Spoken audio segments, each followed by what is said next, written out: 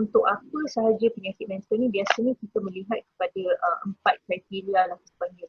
Kita mesti memenuhi kriteria daripada segi simptom ataupun gejala, daripada segi definisi dan juga bilangan. Contohnya kalau kemurungan ada 9 simptom, kita mesti memenuhi minimum 5 simptom. Kriteria yang kedua adalah kita mencukupi tempoh berdasarkan kriteria spesifik berdasarkan apa penyakit tersebutlah. Jadi kalau kemurungan dia kena minimum 2 minggu, minimum 5 gejala daripada 9 tadi. Okay, yang ketiganya gejala tu kena sesuatu yang ketara dan mengganggu fungsi harian kita. Kalau dia tak mengganggu fungsi, mungkin kerana kita stres, kita tinggi dan sebagainya, dan bukan simptom penyakit mental lagi, tidak cukup. Dan keempat, kita kena sahkan bahawa kita tidak ada penyakit fizikal yang lain. Sebab kadang-kadang ada penyakit fizikal ni yang kita panggil dia macam apa yang Hanisa, dia mimik penyakit mental. Contohnya kalau kita ada masalah kesihatan mental yang lain, contohnya thyroid lah, thyroid yang mungkin yang sangat quite similar, menyebabkan ada gejala anxiety contohnya. Dan juga kalau ada penyalahgunaan dadah dan alkohol lah. Jadi kita panggil ni, kita kena rule out dulu medical condition ataupun penyakit fizikal dulu. Jadi ini 4 kriteria ni.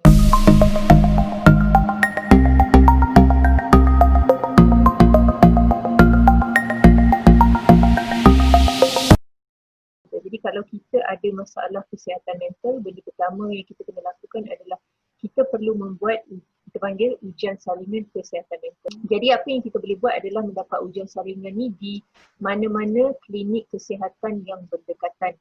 Kita juga boleh pergi ke klinik-klinik swasta di mana atas usaha kerajaan di bawah Kementerian Kesihatan Malaysia, di bawah program kita namakan MyPeka ataupun Peka B40 sebenarnya. Di mana klinik-klinik swasta ini dia berdaftar dalam program ini. Jadi kita boleh pergi ke sana untuk golongan B40 untuk mendapatkan ujian salinan secara percuma. Dan kita juga ada Mentari. Mentari ini adalah kita panggil rehab center untuk mereka yang ada isu kesihatan mental ataupun penyakit mental untuk mendapatkan bantuan. Mentari buka Isnin sampai Jumaat, office hours 8.30 sampai 5.30. Sebagaimana klinik kesihatan juga, tapi klinik kesihatan dia beroperasi sehingga 8 malam kalau tak silap saya, dan juga beroperasi hari Sabtu.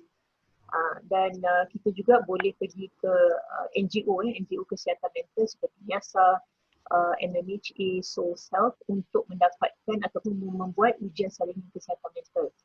Jikalau keputusan daripada ujian salinan kesihatan mental ini severe, maka doktor akan memberikan surat rujukan untuk kita pergi bertemu dengan pakar psikiatri. Jadi ini adalah proses dia lah kan Hanisa, untuk semualah. Tapi kalau kita dalam keadaan terdesak kan, ada emergency, kita boleh terus pergi ke ward kecemasan di hospital kerajaan yang berhampiran ataupun hospital-hospital swasta yang mempunyai psychiatric unit lah kita panggil.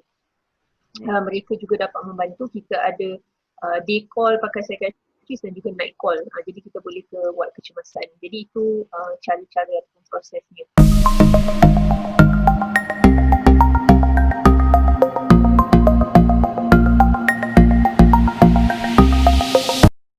Of course kita kena bina empathy lah, dan saya selalu katakan empathy ni sebab dulu saya tak tahu bahawa empathy ni adalah sesuatu skill yang sebenarnya kita boleh pelajari.